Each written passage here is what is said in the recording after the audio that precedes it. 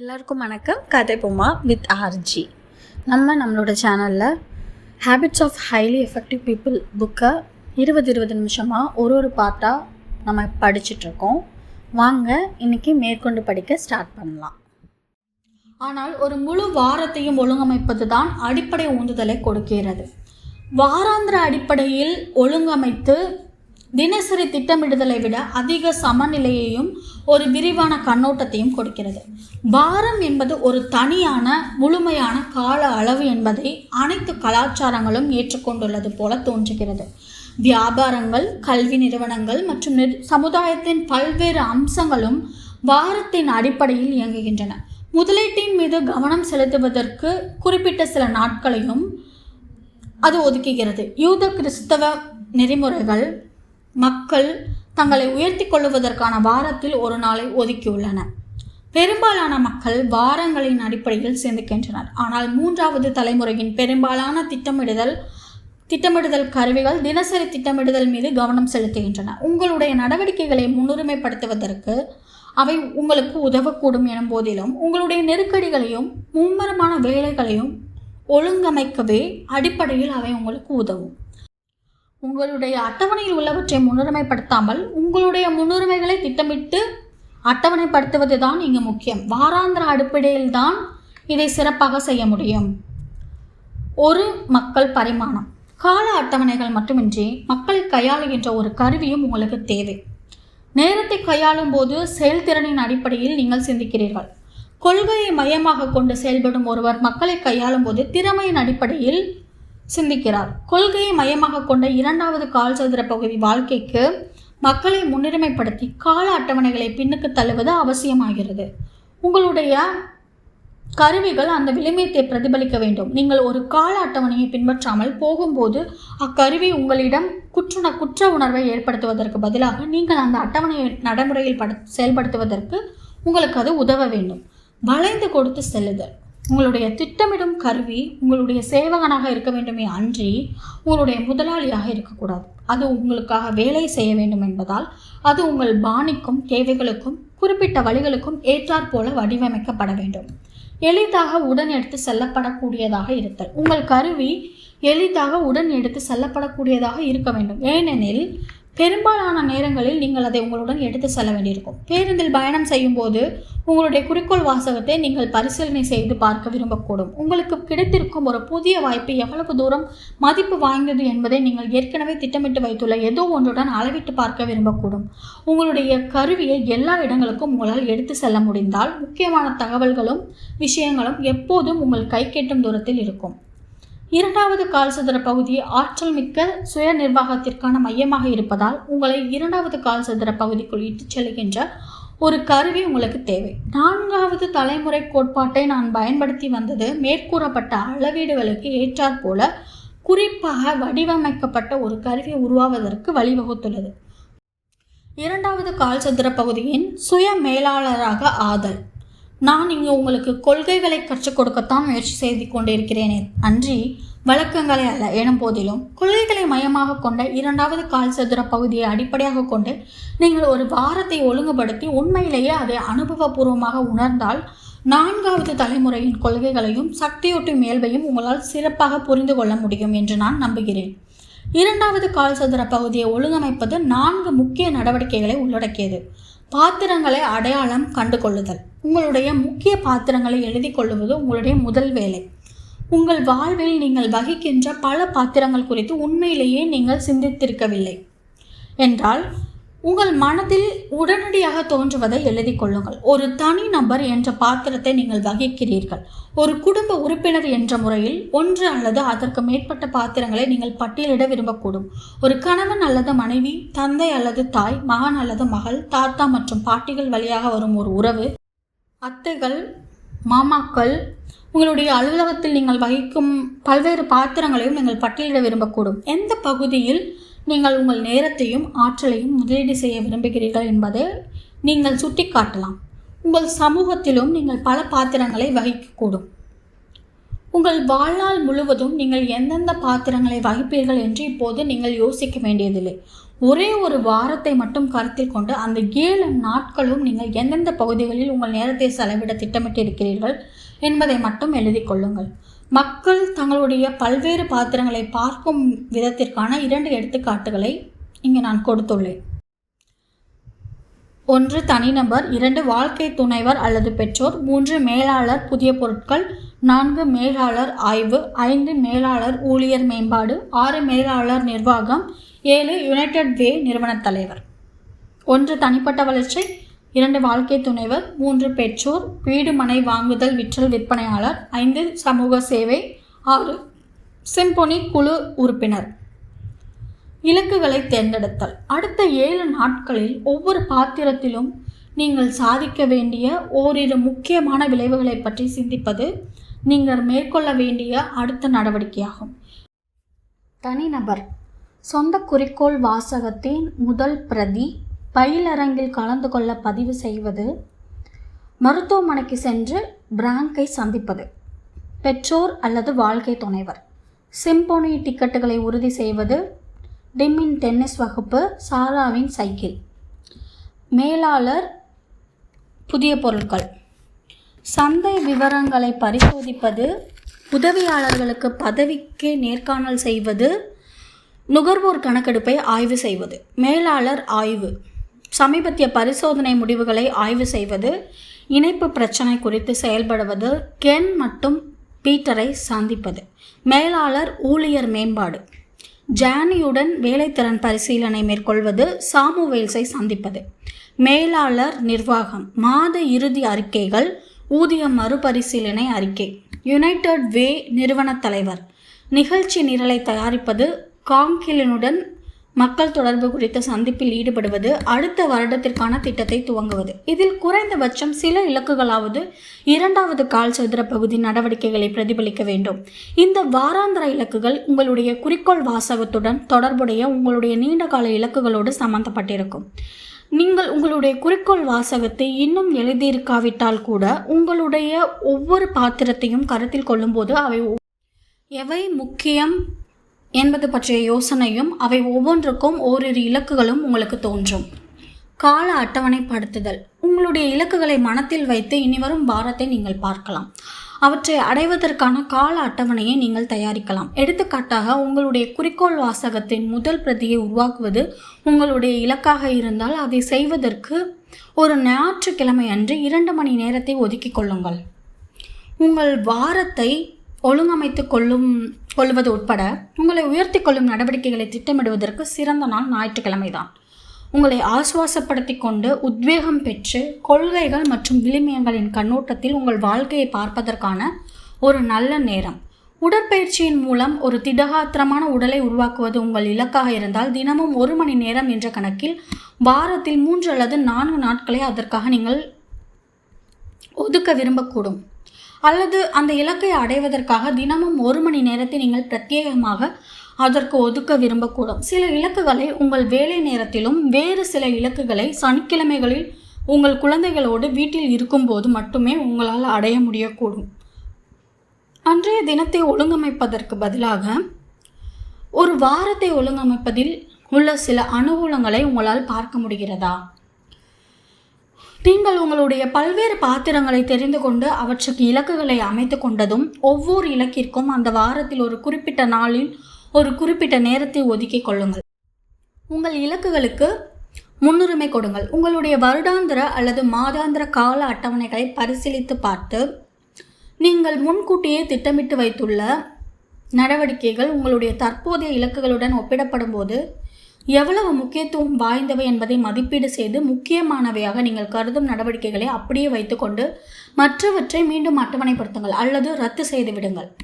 கீழ்கண்ட வாராந்திர கால அட்டவணையை நீங்கள் ஆய்வு செய்யும் போது 2வது கால் சதுர பகுதியின் 19 முக்கியமான இலக்குகளும் எவ்வாறு அட்டவணைப்படுத்தப்பட்டுள்ளன அல்லது எவ்வாறு ஒரு குறிப்பிட்ட செயற்திட்டமாக மாற்றப்பட்டுள்ளன என்பதை கவனியுங்கள்.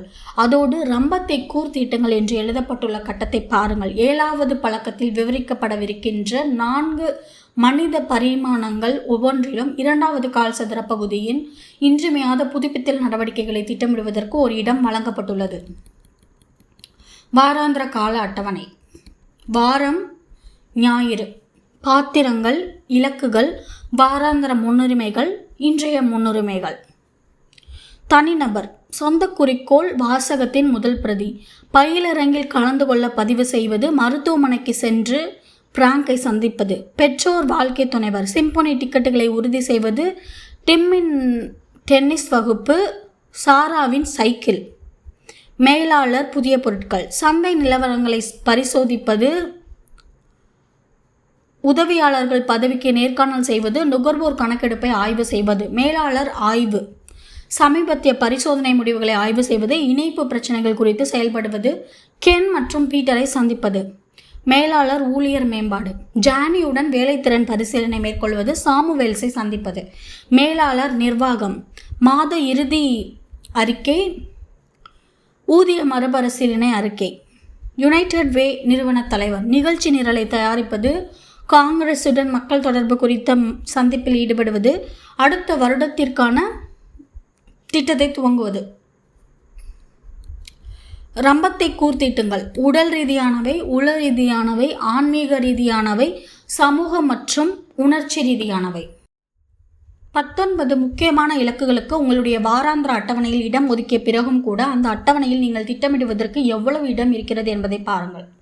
2வது கால் சதுர பகுதியின் வாராந்திர திட்டமிடுதல் முதலில் செய்யப்பட வேண்டியவற்றை முதலில் செய்வதற்கு உங்களுக்கு சக்தி அளிப்பதோடு உங்களுடைய வாழ்வின் ஒவ்வொரு பகுதியிலும் உள்ள முக்கியமான இலக்குகளை அடைவதற்கு உங்கள் வாரத்தை முன்யோசனையுடன் திட்டமிட்டு ஒழுங்கமைத்து விட்டீர்கள் என்ற அறிதலுடன் எதிர்பாராத நிகழ்வுகளை கையாளுவதற்கும் தேவைப்பட்டால் நீங்கள் ஏற்கனவே திட்டமிட்டுள்ளவற்றை இடம் மாற்றுவதற்கும் மற்றவர்களுடனான உறவுகளையும் கருத்து பரிமாற்றங்களையும் பாதுகாப்பதற்கும் தானாக நிகழ்கின்ற அனுபவங்களை ஆழமாகவும் மகிழ்ச்சியாகவும் அனுபவிப்பதற்குமான சுதந்திரத்தையும் வளைந்து கொடுக்கும் தன்மையையும் கொடுக்கிறது. தினசரி அனுசரிப்பு. 2வது கால் சதுர பகுதியின் வாராந்திர திட்டமிடுதல் விஷயத்தில் தினசரி திட்டமிடுதல் என்பது தினமும் அனுசரித்தல், நடவடிக்கைகளை முன்னுரிமைப்படுத்துதல், எதிர்பாராத நிகழ்வுகளுக்கும் உறவுகளுக்கும் அனுபவங்களுக்கும் ஒரு அர்த்தமுள்ள வழியில் செயல்விடை அளித்தல் போன்றவற்றை உள்ளடக்கிய ஒரு செயல்பாடாக ஆகிவிடுகிறது. உங்களுடைய அட்டவணையை மறுபரிசீலனை செய்வதற்கு ஒவ்வொரு நாள் காலையிலும் ஒரு சில நிமிடங்களை ஒதுக்கிக் கொள்வது. வாராந்திர அட்டவணையை தயாரித்த போது விளிமியங்களின் அடிப்படையில் நீங்கள் மேற்கொண்ட தீர்மானங்களுடனும் எதிர்பாராத நிகழ்வுகளுடனும் உங்களுக்கு தொடர்பு ஏற்படுத்துகிறது. அன்றைய நாளை நீங்கள் ஆய்வு செய்யும் போது உங்களுடைய பாத்திரங்களும் இலக்குகளும் உங்களுடைய உள்ளார்ந்த சமநிலை உணர்வில் இருந்து வருகின்ற ஒரு இயல்பான முன்னுரிமைப்படுத்துதலை கொடுப்பதை உங்களால் பார்க்க முடியும். உங்களுடைய குறிக்கோளின் அடிப்படையிலிருந்து வருகின்ற வலது மூளையின் முன்னுரிமைப்படுத்துதல் அது. 3வது தலைமுறையின் 1, 2, 3 என்ற முன்னுரிமைப்படுத்துதல் செயல்முறை உங்களுடைய அன்றாட நடவடிக்கைகளுக்கு தேவையான ஒழுங்கை கொடுப்பதை நீங்கள் காணுவீர்கள். நடவடிக்கைகள் முக்கியமானவையாக இருக்கும் அல்லது முக்கியமற்றவையாக இருக்கும் என்று கூறுவது தவறான வகை பிரித்தலாகும். அவை ஒரு தொடர்ச்சியில் இருக்கின்றன என்பது வெளிப்படை. சில முக்கியமான நடவடிக்கைகள் மற்றவற்றை விட அதிக முக்கியமானவையாக இருக்கின்றன.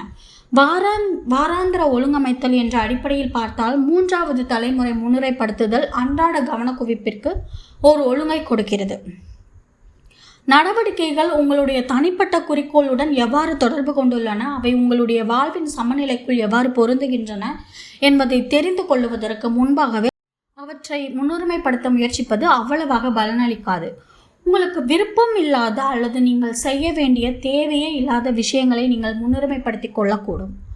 கொள்கையை மையமாக கொண்ட 2வது கால் சதுர பகுதி நிர்வாகியாகிய உங்கள் வாரத்தை ஒழுங்கமைத்து உங்களுடைய நாட்களை திட்டமிடுவதற்கும் வேறு ஏதோ ஒன்றை மையமாக வைத்து செயல்படுகின்ற ஒரு தனி நபராக அவற்றை செய்வதற்கும் இடையேயான வேறுபாட்டை உங்களால் காண முடிகிறதா? 2வது கால் சதுர பகுதியில் கவனம் செலுத்துவது உங்களுடைய தற்போதைய செயல்திறனில் அளப்பரிய வித்தியாசத்தை ஏற்படுத்தும் என்பதை உங்களால் உணர முடிகிறதா? கொள்கையை மையமாக கொண்ட 2வது கால் சதுர பகுதி ஒழுங்கமைப்பின் சக்தியை என் சொந்த வாழ்வில் நான் அனுபவித்துள்ளதிலிருந்து நூற்றுக்கணக்கான மக்களின் வாழ்க்கையை அது மாற்றியுள்ளதை நான் பார்த்ததிலிருந்தும் அது அளப்பரிய நேர்மறையான வித்தியாசத்தை ஏற்படுத்துவதை நான் உறுதியாக நம்புகிறேன். சரியான கொள்கைகள் மற்றும் தனிப்பட்ட குறிக்கோள் என்ற கட்டமைப்புக்குள் வாராந்திர இலக்குகள் எவ்வளவு அதிகமாக முழுமையாக பொருந்திருக்கின்றனவோ உங்கள் செயல்திறன் அவ்வளவு அதிகமாக அதிகரிக்கும். திட்டத்தை தினசரி வாழ்க்கையாக்கிக் கொள்ளுங்கள். நீங்கள் தான் திட்டமிடுபவர் என்று 1வது பழக்கம் கூறுகிறது. திட்டத்தை எழுதுங்கள் என்று இரண்டாவது பழக்கம் கூறுகிறது. திட்டத்தை செயல்படுத்துங்கள், திட்டத்தை வாழுங்கள் என்று மூன்றாவது பழக்கம் கூறுகிறது. திட்டத்தை வாழுவது என்பது நம்முடைய இலக்குகளுக்கும் அட்டவணைகளுக்கும் வாழ்க்கைக்கும் ஒரு அர்த்தத்தை கண்ணோட்டத்தையும் கொடுக்கின்ற சரியான கொள்கைகள் மற்றும் நம்முடைய சொந்த விழுமியங்கள் குறித்து நாம் கொள்ளுகின்ற மன உறுதி, சுய ஒழுங்கு, நாணயம் மற்றும் அர்ப்பணிப்பின் ஒரு செயல்பாடாகும். நீங்கள் உங்கள் வாராந்திர நடவடிக்கைகளை மேற்கொள்ளும் போது உங்களுடைய நாணயம் பல சமயங்களில் சோதனைக்கு உள்ளாகும். மூன்றாவது கால்சதுர பகுதியின் அவசரமான ஆனால் முக்கியமற்ற நடவடிக்கைகளுக்கு எதிர்வினை ஆற்றுவதற்கு கிடைக்கின்ற பிரபலத்துவம் நான்காவது கால்சதுர பகுதிக்கு தப்பி செல்வதில் உள்ள இன்பமும் இரண்டாவது கால்சதுர பகுதியில் நீங்கள் திட்டமிட்டு வைத்துள்ள முக்கியமான நடவடிக்கைகளை மேற்கொள்ளுவதிலிருந்து உங்களை தடுத்து நிறுத்த முயற்சிக்கும்.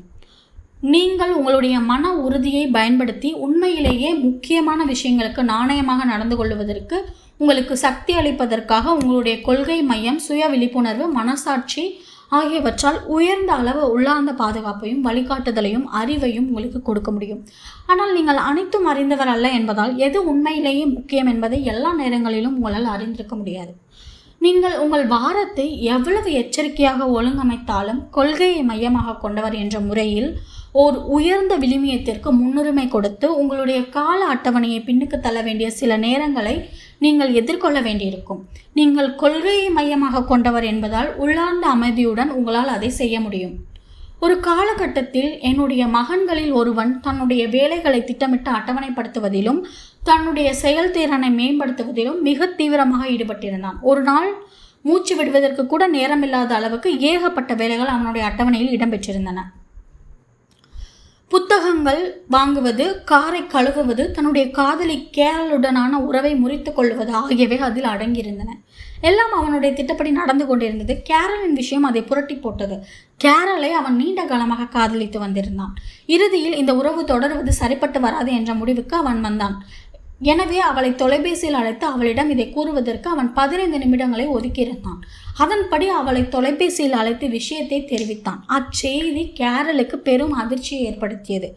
1.5 மணி நேரத்திற்கு பிறகும் அவன் அவளுடன் மிக தீவிரமான ஒரு உரையாடலில் ஈடுபட்டிருந்தான். அப்போது கூட அது போதுமானதாக இருக்கவில்லை. அச்சூழ்நிலை அவர்கள் இருவருக்கும் எரிச்சல் ஊட்டுவதாக இருந்தது. மக்களை பற்றி சிந்திக்கும் போது ஆற்றலையும் பொருட்களை பற்றிய சிந்திக்கும் போது செயல்திறனையும் நீங்கள் தொடர்பு படுத்துவீர்கள். மக்களை கையாளும் போது செயல்திறனை பற்றி உங்களால் யோசிக்க முடியாது. ஒத்துப்போக மறக்கின்ற அல்லது இசைவு கொள்ள முடியாத ஒரு நபருடன் செயல்திறனை நான் முயற்சித்து பார்த்திருக்கிறேன். ஆனால் அது வேலை செய்யவில்லை. ஒரு குழந்தையினுடைய அல்லது ஒரு ஊழியருடைய ஒரு பிரச்சனையை தீர்ப்பதற்கு 10 நிமிடங்களை பிரத்யேகமாக நான் ஒதுக்கி பார்த்திருக்கிறேன். ஆனால் அப்படிப்பட்ட செயல்திறன் உண்மையான பிரச்சனையை தீர்ப்பதற்கு பதிலாக புதிய பிரச்சனைகளை உருவாக்கியதை நான் கண்டறிந்தேன். பல பெற்றோர்கள், குறிப்பாக சிறு குழந்தைகளை கொண்ட தாய்மார்கள் ஏராளமான வேலைகளை செய்து முடிக்க வேண்டும் என்ற விருப்பத்தில் பெரும் எரிச்சலுக்கு ஆளாவதை நான் பார்த்திருக்கிறேன். தங்கள் குழந்தைகளுக்கு செலவிடுவதற்கே நாள் முழுவதும் தேவைப்படுவதால் தாங்கள் செய்ய விரும்பும் விஷயங்களை செய்வதற்கு அவர்களுக்கு நேரம் இல்லாமல் போய்விடுவதுதான் அவர்களுடைய எரிச்சலுக்கு காரணமாக இருக்கிறது. எரிச்சல் என்பது நம்முடைய எதிர்பார்ப்புகளின் ஒரு செயல்பாடு என்பதையும், நம்முடைய எதிர்பார்ப்புகள் நம்முடைய சொந்த விழுமியங்கள் மற்றும் முன்னுரிமைகளின் ஒரு பிரதிபலிப்பாக இல்லாமல் சமுதாய கண்ணாடியின் ஒரு பிரதிபலிப்பாக இருக்கின்றன என்பதையும் நினைவில் கொள்ளுங்கள். ஆனால் 2வது பழக்கம் உங்கள் மனத்திலும் இதயத்திலும் ஆழமாக பதிந்திருந்தால் அந்த உயர்ந்த விழுமியங்கள் உங்களிடம் குடிக்கொண்டு உங்களை வழிநடத்தும். நாணயத்துடன் உங்களுடைய விழுமியங்களுக்கு முன்னுரிமை கொடுத்து உங்களுடைய கால அட்டவணையை பின்னுக்கு தள்ளி வைக்க உங்களால் முடியும். சூழ்நிலைக்கு ஏற்ப உங்களால் அனுசரித்து செல்ல முடியும். உங்களால் வளைந்து கொடுத்து போக முடியும். உங்கள் அட்டவணைப்படி உங்களால் நடந்து கொள்ள முடியாத போதோ அல்லது உங்கள் அட்டவணையை நீங்கள் மாற்றியமைக்க வேண்டியிருக்கும் போதோ உங்களுக்கு குற்ற உணர்வு ஏற்படாது. 4வது தலைமுறையின் அனுகூலங்கள் 3வது தலைமுறை நேர நிர்வாக கருவிகளை பயன்படுத்துவதற்கு மக்கள் எதிர்ப்பு காட்டுவதற்கான காரணங்களில் ஒன்று. அவர்கள் தங்களுடைய தன்னிச்சை இயல்பை இழந்து விடுகின்றனர் என்பது அவர்களால் வளைந்து கொடுக்க போக முடியாமல் போய்விடுகிறது. அவர்கள் கால அட்டவணைகளுக்கு முன்னுரிமை கொடுத்து மக்களை 2ஆம் பட்சமாக பார்க்கின்றனர். ஏனெனில் 3வது தலைமுறை நேர நிர்வாகமானது செயல்திறன் குறித்து கொண்டிருக்கின்ற கண்ணோட்டம் பொருட்களை விட மக்கள் அதிக முக்கியமானவர்கள் என்ற கொள்கையுடன் முரண்பட்டு நிற்கிறது. 4வது தலைமுறை நேர நிர்வாக கருவி அக்கொள்கையை அங்கீகரிக்கிறது. ஆற்றல் என்ற கண்ணோட்டத்தில் பார்க்கும்போது நீங்கள் கருத்தில் கொள்ள வேண்டிய முதல் நபர் நீங்கள்தான் என்பதையும் அது அங்கீகரிக்கிறது. கொள்கைகளை புரிந்து கொண்டு அவற்றின் மீது உங்கள் வாழ்க்கையை மையம் கொள்ள செய்வதற்கும் எந்த விழுமியங்களும் குறிக்கோள்களும் உங்களுடைய அன்றாட தீர்மானங்களை வழிநடத்த வேண்டும் என்று நீங்கள் விரும்புகிறீர்களோ அவை தெளிவாக வெளிப்படுத்தப்படுவதற்கான வாய்ப்பை அவற்றுக்கு கொடுப்பதற்கு 2வது கால் சதுர பகுதியில் நீங்கள் அதிக நேரம் செலவிடுவதற்கு அது உங்களை ஊக்குவிக்கிறது. உங்கள் வாழ்வில் சமநிலையை உருவாக்க அது உதவுகிறது. குறைபாடுகளை கொண்ட அன்றாட திட்டமிடுதலில் இருந்து மீண்டு வாராந்திர அடிப்படையில் ஒழுங்கமைப்பதற்கும் அட்டவணைப்படுத்துவதற்கும் அது உங்களுக்கு உதவுகிறது. நீங்கள் திட்டமிட்டுள்ள விஷயத்துடன் ஒரு உயர்ந்த விழுமியம் முரண்பட்டு நிற்கும் போது மிக முக்கியம் என்று நீங்கள் வரையறுத்துள்ள கொள்கைகள் மற்றும் குறிக்கோள்களை நியாயமாக நிலைநிறுத்துவதற்கு உங்கள் சுய விழிப்புணர்வையும் மனசாட்சியையும் பயன்படுத்துவதற்கு அது உங்களுக்கு சக்தியூட்டுகிறது. ஒரு சாலை வரைபடத்தை பயன்படுத்துவதற்கு பதிலாக நீங்கள் ஒரு திசைக்காட்டியை பயன்படுத்துகிறீர்கள். 4வது தலைமுறை சுய நிர்வாகம் 3வது தலைமுறை சுய நிர்வாகத்தை விட 5 முக்கிய வழிகளில் அதிகமாக மேம்பட்டிருக்கிறது. முதலில் அது கொள்கையை மையமாக கொண்டுள்ளது. 2வது கால் சதுர பகுதியை பற்றி வெறுமனே பேசிக்கொண்டிருக்காமல் உண்மையிலேயே எது முக்கியமானது, உண்மையிலேயே எது ஆற்றல் வாய்ந்தது என்ற கண்ணோட்டத்தில் உங்கள் நேரத்தை நீங்கள் பார்ப்பதற்கு உங்களுக்கு சக்தி அளிக்கக்கூடிய ஒரு மைய கருத்து கண்ணோட்டத்தை அது உருவாக்குகிறது. 2வதாக அது மனசாட்சியால் வழிநடத்தப்படுகிறது. உங்களுடைய வாழ்க்கையை உங்களுடைய ஆழமான விழுமியங்களுக்கு இணக்கமாக உங்களால் முடிந்த அளவுக்கு சிறப்பாக ஒழுங்கமைத்துக் கொள்வதற்கு அது உங்களுக்கு வாய்ப்பளிக்கிறது. ஆனால் உயர்ந்த விழுமியங்களுக்கு முன்னுரிமை கொடுத்து மன அமைதியுடன் உங்களுடைய கால அட்டவணையை 2ஆம் பட்சமாய் பார்ப்பதற்கான சுதந்திரத்தையும் அது உங்களுக்கு கொடுக்கிறது. 3வதாக அது உங்களுடைய விழுமியங்கள் மற்றும் நீண்ட கால இலக்குகள் உட்பட உங்களுடைய தனித்துவமான குறிக்கோளை வரையறுக்கிறது. உங்களுடைய ஒவ்வொரு நாளையும் நீங்கள் செலவிடும் விதத்திற்கு அது வழிகாட்டுதலையும் குறிக்கோளையும் கொடுக்கிறது. 4வதாக உங்களுடைய பாத்திரங்களை அடையாளம் கண்டு கொள்வதன் மூலம் ஒவ்வொரு வாரமும் ஒவ்வொரு முக்கிய பாத்திரத்திற்கான இலக்குகளை அமைப்பதன் மூலமும் நடவடிக்கைகளை கால அட்டவணைப்படுத்துவதன் மூலமும் உங்கள் வாழ்வை சமநிலையில் வைத்திருப்பதற்கு அது உங்களுக்கு உதவுகிறது. 5வதாக வாராந்திர ஒழுங்கமைப்பின் மூலமாக அது ஒரு உயர்ந்த கண்ணோட்டத்தை உங்களுக்கு கொடுக்கிறது. நீங்கள் அன்றாட திட்டமிடுதலில் உள்ள குறைபாடுகளால் மட்டுப்படுத்துவதற்கு பதிலாக அது உங்களுடைய முக்கியமான பாத்திரங்களை மறுபரிசீலனை செய்வதன் மூலம் உங்களுடைய ஆழமான விழுமியங்களுடன் உங்களை பிணைக்கிறது. இந்த 5 மேம்பாடுகளும் உறவுகள் மற்றும் விளைவுகள் மீது முதன்மை கவனமும் நேரத்தின் மீது 2ஆம் பட்ச கவனமும் செலுத்துகின்றன. வேலைகளை பகிர்ந்தளித்தல், உற்பத்தியையும் உற்பத்தி திறனையும் அதிகரித்தல். நாம் செய்கின்ற அனைத்து விஷயங்களையும் பிறரிடமோ அல்லது நேரத்திடமோ பகிர்ந்து கொடுப்பதன் மூலம் நாம் நம்முடைய வேலைகளை நிறைவேற்றுகிறோம். நம்முடைய வேலைகளை நேரத்திடம் நாம் ஒப்படைத்தால் செயல்திறனை பற்றி நாம் சிந்திக்கிறோம். அவற்றை மற்றவர்களிடம் பகிர்ந்து கொடுத்தால் ஆற்றலை பற்றி நாம் யோசிக்கிறோம். பெரும்பாலான மக்கள் அடுத்தவர்களிடம் வேலையை பகிர்ந்து கொடுக்க மறுக்கின்றனர். ஏனெனில் அது அதிக நேரத்தையும் முயற்சியையும் எடுத்துக்கொள்கிறது என்றும் தங்களால் அதை சிறப்பாக செய்ய முடியும் என்றும் அவர்கள் நம்புகின்றனர். ஆனால் வேலைகளை திறமையாக மற்றவர்களிடம் பகிர்ந்து கொடுப்பது மாபெரும் விளைவுகளை பெற்றுத்தரக்கூடிய மிகவும் சக்தி வாய்ந்த ஒரு நடவடிக்கையாகும். திறமைகளை கொண்ட பயிற்சி பெற்றுள்ள மக்களிடம் பொறுப்புகளை பகிர்ந்து கொடுப்பது மாபெரும் விளைவுகளை உருவாக்கி கொடுக்கக்கூடிய மற்ற நடவடிக்கைகளில் ஈடுபடுவதற்கான ஆற்றலை உங்களுக்கு கொடுக்கிறது. பகிர்ந்து கொடுத்தல் என்பது தனி நபர்களுக்கும் நிறுவனங்களுக்கும் வளர்ச்சியை கொடுக்கிறது. எல்லாவற்றையும் தனியொருவனாக தன்னால் செய்ய முடியாது என்று உணர்ந்த பிறகு எல்லாவற்றையும் விட்டு தள்ளுவது என்று தான் மேற்கொண்ட தீர்மானம்தான் தன்னுடைய தீர்மானங்களிலேயே மிகவும் புத்திசாலித்தனமான தீர்மானம் என்று காலம் சென்ற தொழிலதிபரான ஜேசி பென்னி கூறியதாக கூறப்படுகிறது. நெடுங்காலத்திற்கு முன்பு அவர் மேற்கொண்ட அந்த தீர்மானம் அவர் நூற்றுக்கணக்கான கடைகளை உருவாக்குவதற்கும் அவற்றை மிகப்பெரிய அளவில் வளர்த்தெடுப்பதற்கும் உதவியது. இதோட இன்னைக்கான பாட்டை நம்ம முடிச்சுக்கலாம். நாளைக்கு மேற்கொண்டு படிக்க ஸ்டார்ட் பண்ணலாம். கண்டிப்பாக இந்த பதிவு உங்களுக்கு பயனுள்ளதாக இருந்திருக்கும் நம்புகிறேன். பயனுள்ளதாக இருந்துச்சுன்னா கதைப்போமா வித் ஆர்ஜி சேனலை லைக் பண்ணுங்கள், ஷேர் பண்ணுங்கள், கமெண்ட் பண்ணுங்கள், கண்டிப்பாக சப்ஸ்கிரைப் பண்ணுங்கள். தேங்க்யூ.